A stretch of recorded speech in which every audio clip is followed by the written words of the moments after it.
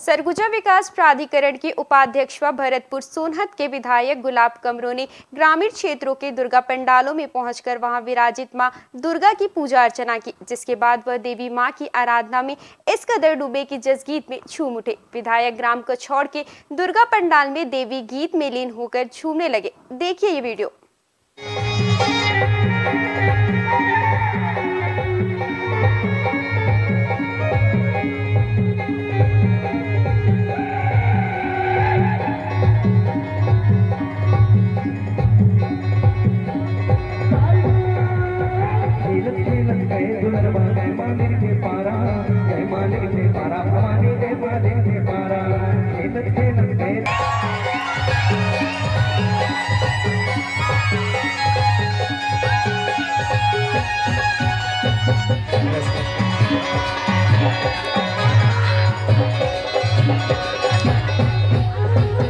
दस्ताना देखो तोरे घर तो बदना हो, दस्ताना देखो तोरे घर तो बदना हो, दस्ताना देखो तोरे घर तो बदना हो, दस्ताना देखो तोरे घर तो बदना हो, दस्ताना देखो तोरे घर तो बदना हो, झुकत झुकत